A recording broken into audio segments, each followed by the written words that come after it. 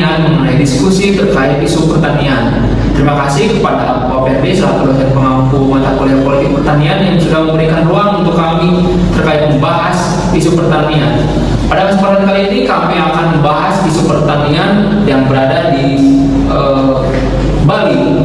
Judul kali ini terkait reklamasi Teluk Benoa merupakan solusi ekonomi atau ancaman agraria dan lingkungan.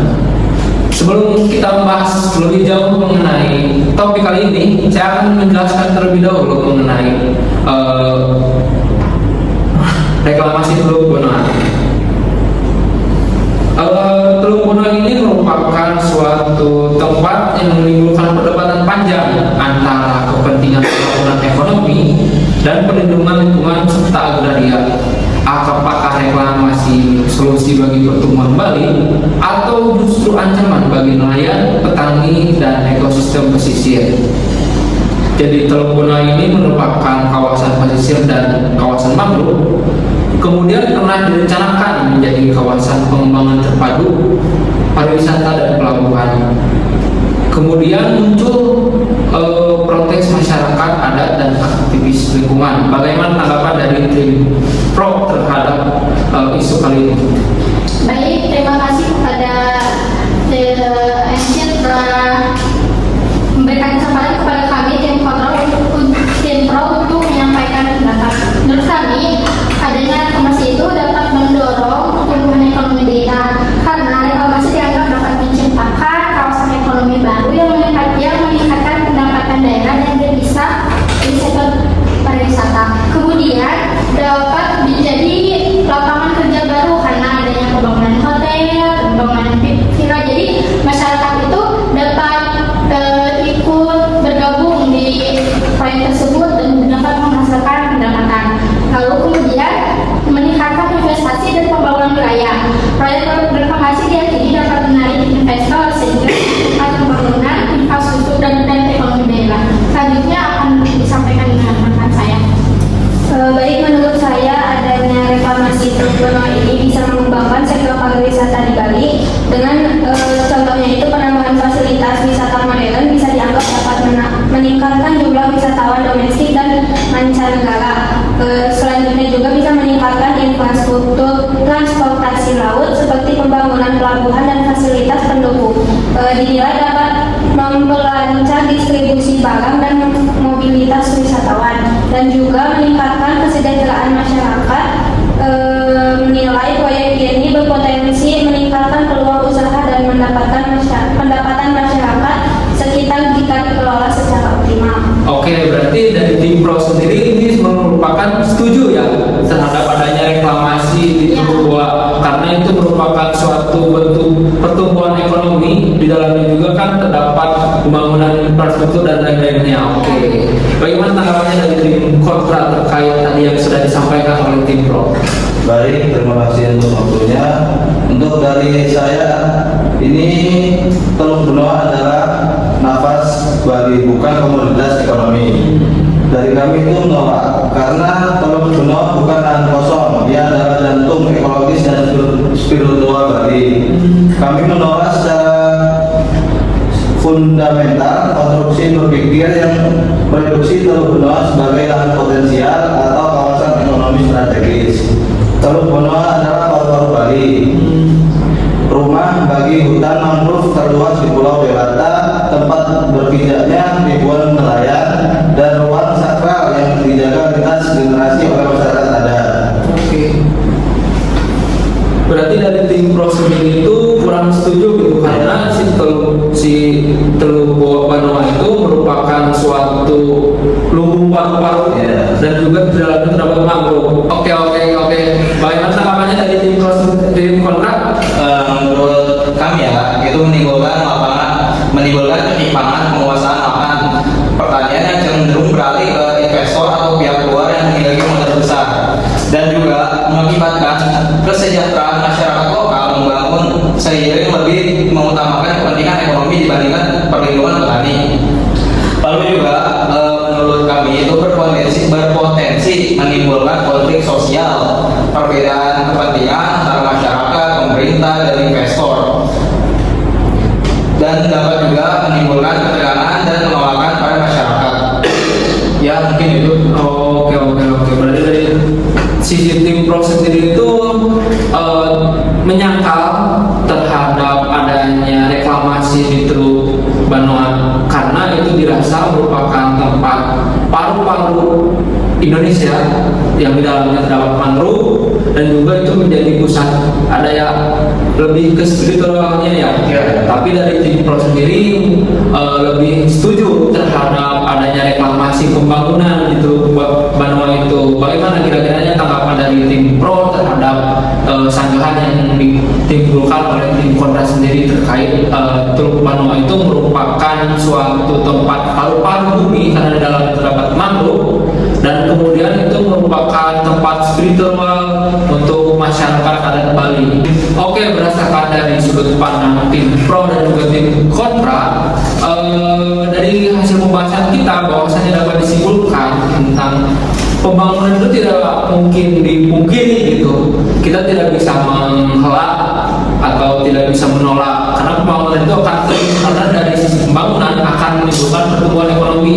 Tetapi jangan sampai melupakan antara ekonomi, lingkungan dan juga keadilan agraria. Makanya di dalam reklamasi ini perlunya ada lebih ke mementingkan dari dampak lingkungan dan juga sosial. Jangan sampai kita tetap mengutamakan dari sisi aspek ekonomi. Nah, demikianlah mungkin terkait diskusi mengenai Teluk Banoa di Provinsi Bali.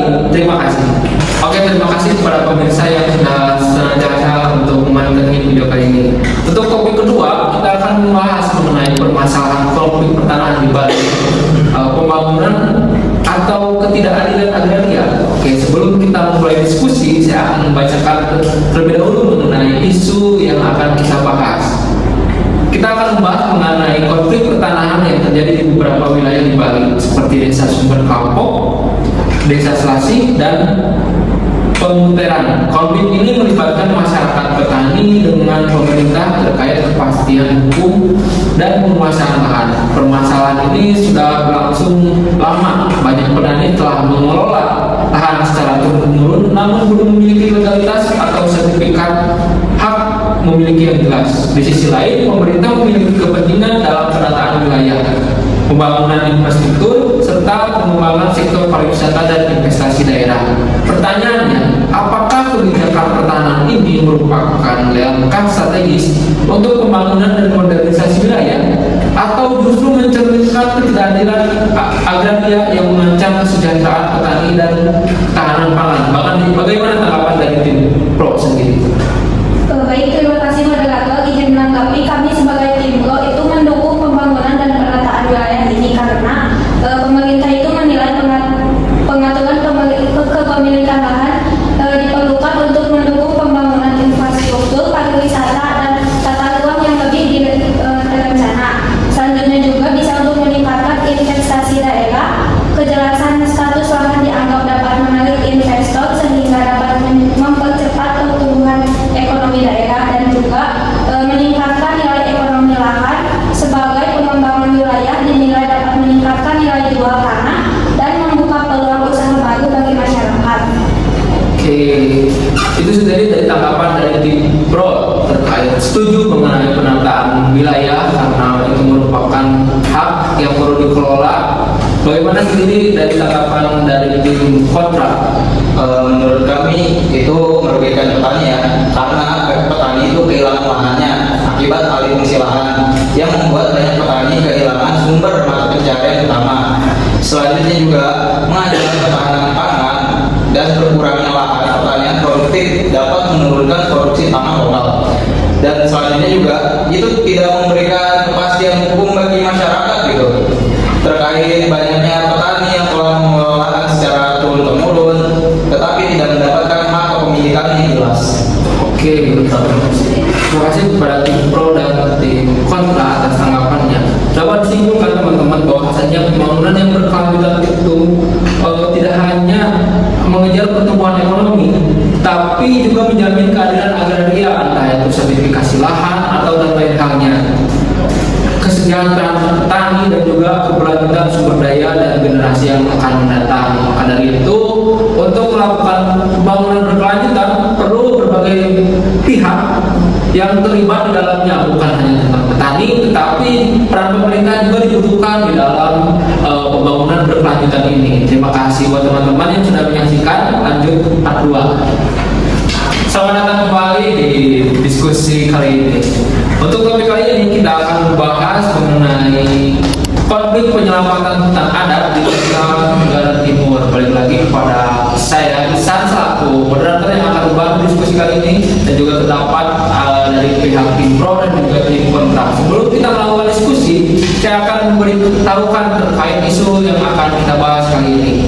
Konflik ini menjadi sorotan publik karena menyangkut persoalan agraria, lingkungan hidup, hak masyarakat adat, serta arah pembangunan daerah. Beberapa kasus seperti konflik lahan di Basipai, aktivitas perkebunan oleh PT Mulia Sumba Manis di Sumba Timur, hingga proyek wisata premium di kawasan hutan adat Brosie, Labuan Bajo, menunjukkan adanya daya tarik menarik kepentingan antara masyarakat adat, pemerintah, dan juga pihak perusahaan. Di satu sisi, pembangunan dan investasi ini dianggap penting untuk meningkatkan pertumbuhan ekonomi, membuka lapangan kerja, serta mendorong kemajuan daerah. Namun di sisi lain, masyarakat adat menilai bahwa hak atas wilayah kelola tradisional mereka sering diabaikan, bahkan berujung pada pembatas akses terhadap hutan, lahan, sumber daya air yang selama ini menjadi sumber kebutuhan mereka. Melalui diskusi kali ini kita akan melihat dua sudut pandang dari tim pro dan juga tim kontra. Bagaimana tanggapan dari tim pro terhadap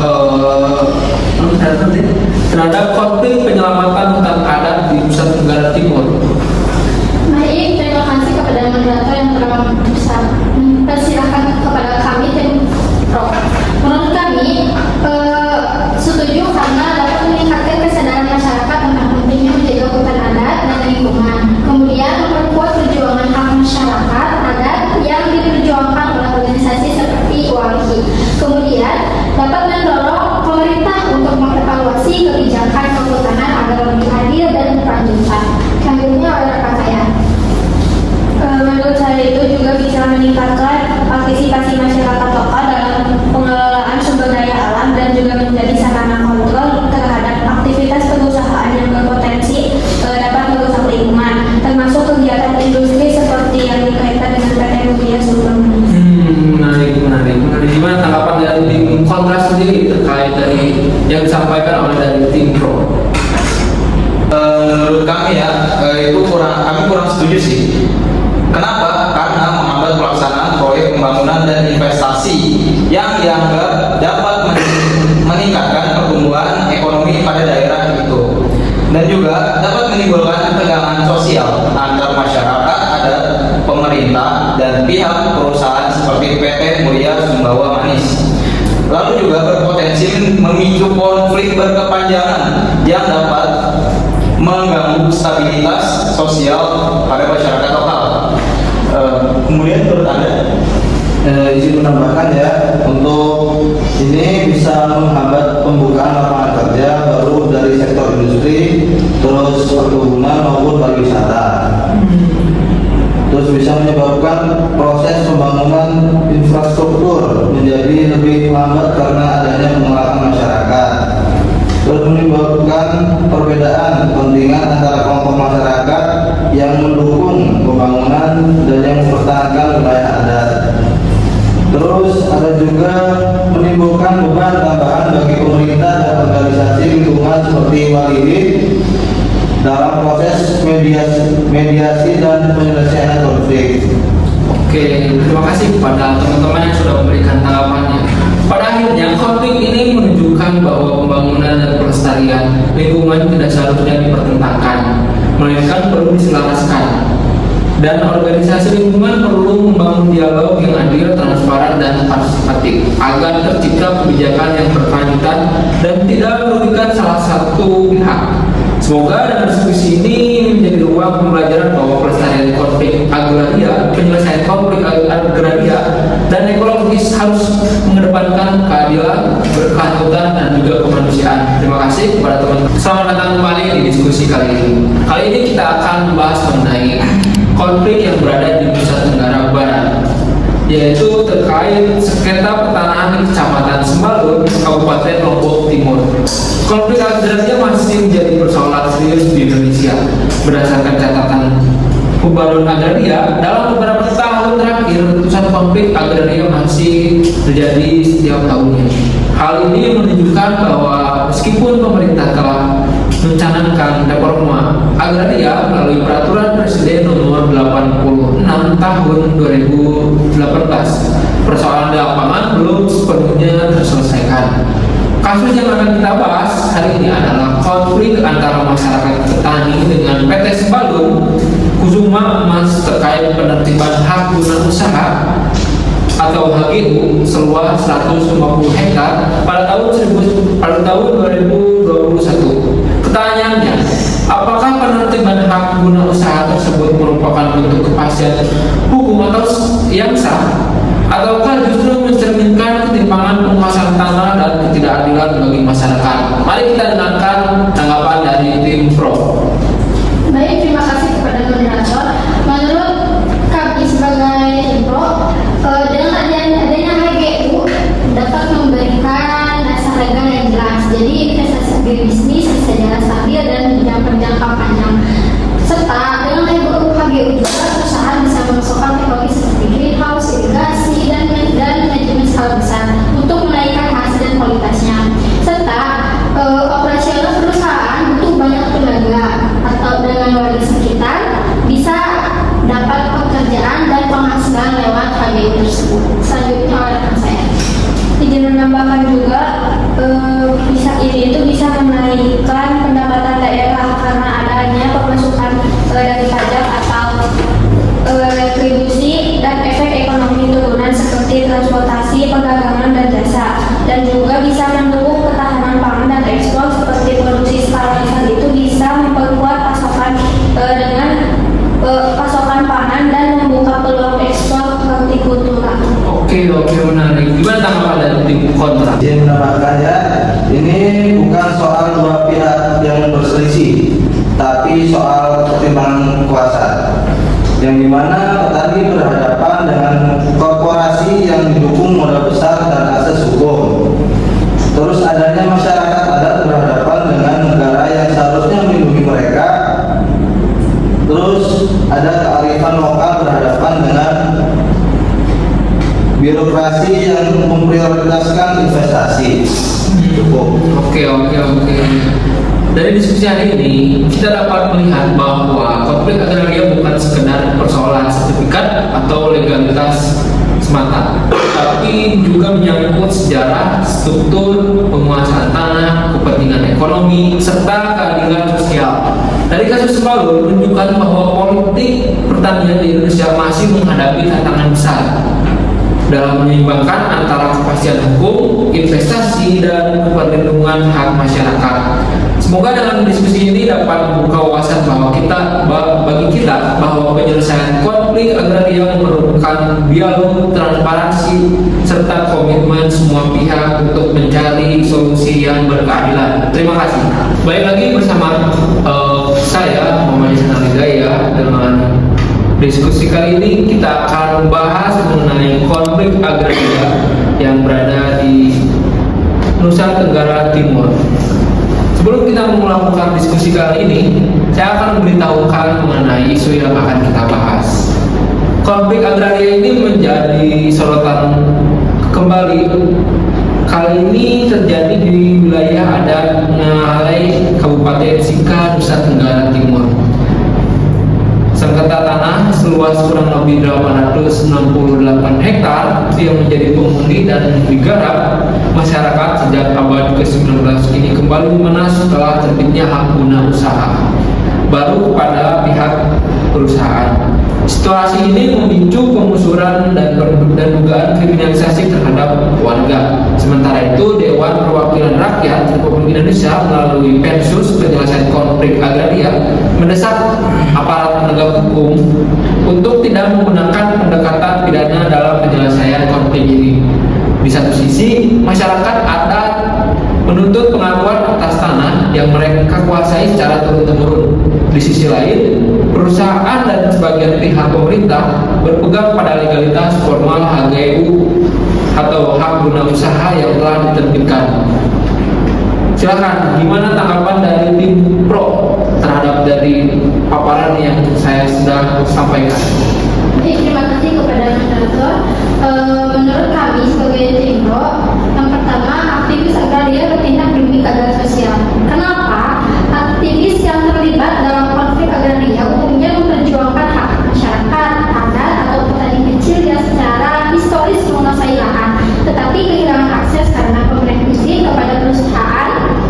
Tindakan mereka lebih bersifat sosial kemanusiaan daripada kriminal. Kemudian, pemidanaan sebagai bentuk kriminalisasi gerakan rakyat. Penegakan hukum terhadap aktivis agraria seringkali digunakan sebagai alat untuk membungkam suara kritis dan melemahkan gerakan rakyat. Ini bertentangan dengan semangat reforma agraria dan hak atas kebebasan berserikat serta menyampaikan pendapat. Oleh teman saya selanjutnya.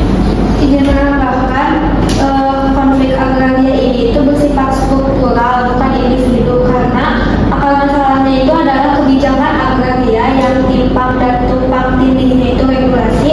Oleh karena itu, penyelesaiannya harus melalui kebijakan politik dan reforma struktural, bukan dengan menghukum individu yang menjadi korban sistem. Oke, gimana tanggapan dari tim kontra atas penyampaian yang disampaikan oleh tim pro? Menurut kami, aktivis agraria sebagaimana warga negara lainnya tidak berada di atas hukum jika dalam aksi dan perjuangan melanggar ketentuan hukum-hukum, misalnya melakukan perusakan lahan, intimidasi, atau penduduk paksaan lahan secara legal yang dimiliki oleh pihak lain.